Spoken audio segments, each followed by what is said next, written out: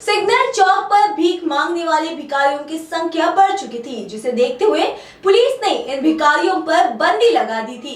पर कुछ लोगों में ये संभ्रम था कि ये बंदी सिर्फ G20 तक ही सीमित है। पर पुलिस ने आज इस पर स्पष्टीकरण दिया, कहा कि चौक चौराहों पर भीख मांगने वालों के खिलाफ ये कार्रवाई हमेशा के लिए की गई है।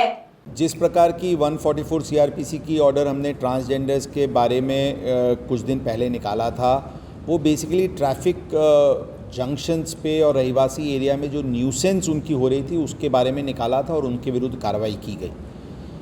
ये विषय बेगर्स के बारे में भी ये सामने आया था कि इनकी न्यूसेंस जो है ट्रैफिक जंक्शंस पे हो, डिवाइडर्स, फुटपाथ्स, ट्रैफिक आइलैंड्स, इस प्रकार की बहुत ही एक बड़े पैमाने पे न्यूसेंस की तकरार पुलिस के पास आ रही थी। जनता की तकरार, आम जनता, आम नागरिक की तकरार आ रही थी, इसलिए ये 144 सीआरपीसी की ऑर्डर निकाली गई। इसमें मैं दो चीज़ स्पष्ट करना चाहूँगा। कुछ एक संभ्रम लोगों में है कि ये G20 के लिए किया गया है और G20 तक के लिए किया गया है। मैं ये क्लैरिफाई करना चाहूँगा कि ये परमानेंट ये एक्टिविटी चालू रहेगा।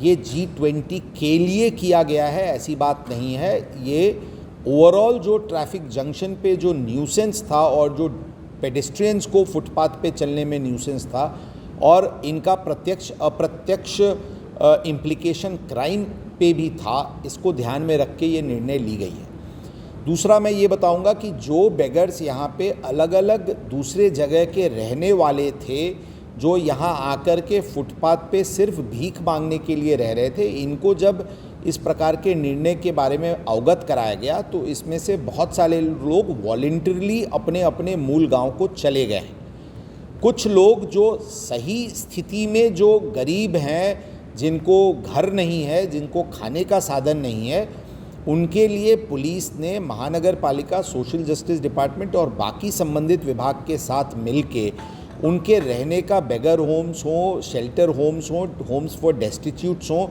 यहाँ पे व्यवस्था उनके रहने की, उनके खाने पीने की, उनके मेडिकल रिक्वायरमेंट्स की सभी व्यवस्था की गई है।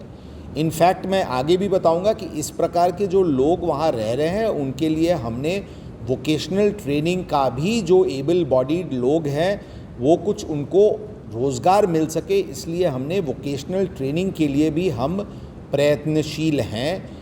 और ये शहर में आम रास्ते पे जो अड़थला हो रहा था उसको ये हटाने के लिए ये कार्रवाई की गई है।